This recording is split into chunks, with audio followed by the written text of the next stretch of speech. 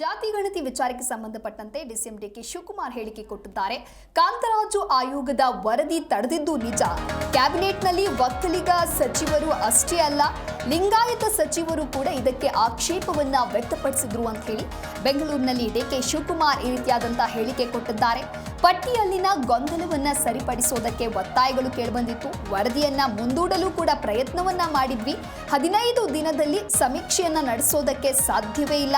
Christian ಪದ ಉಪಯೋಗಿಸಿದ್ದಕ್ಕೆ ವಿರೋಧ ಇದೆ. ನಮಗೂ ಕೂಡ ಹೈಕಮಾಂಡ್ನಿಂದ ಒತ್ತಡ ಇದೆ ಅಂತ ಹೇಳಿ ಡಿಕೆ ಶಿವಕುಮಾರ್ ಹೇಳಿಕೆ ಕೊಟ್ಟಿದ್ದಾರೆ.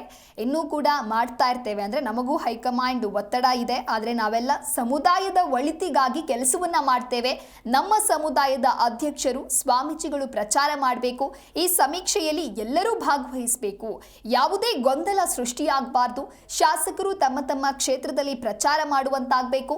ಸಂಘವು ಕೂಡ ಅತಿ ಹೆಚ್ಚು ಪ್ರಚಾರ ಮಾಡಬೇಕು. ಕ್ರಿಶ್ಚಿಯನ್ ಪದ ಉಪಯೋಗಿಸಿದ್ದಕ್ಕೆ ನಮಗೂ ಕೂಡ ಅದಕ್ಕೆ ವಿರೋಧ ಇದೆ. ಲಿಂಗಾಯತ ಸಚಿವರದ್ದು ವಿರೋಧ ಇದೆ. ಎಲ್ಲರನ್ನ ಒಗ್ಗೂಡಿಸಿಕೊಂಡು ಹೋಗಬೇಕು. ಫೈನಲಿ ನಾವು ಸಕ್ಸಸ್ ಆಗಬೇಕು. ಅದೇ ನಮ್ಮ ಉದ್ದೇಶ ಅಂತ ಹೇಳಿ ಜಾತಿ ಗಣತಿ ವಿಚಾರಕ್ಕೆ ಸಂಬಂಧಪಟ್ಟಂತೆ ಡಿಸಿಎಂ ಡಿಕೆ ಶಿವಕುಮಾರ್ ಹೇಳಿಕೆ ಕೊಟ್ಟಿದ್ದಾರೆ.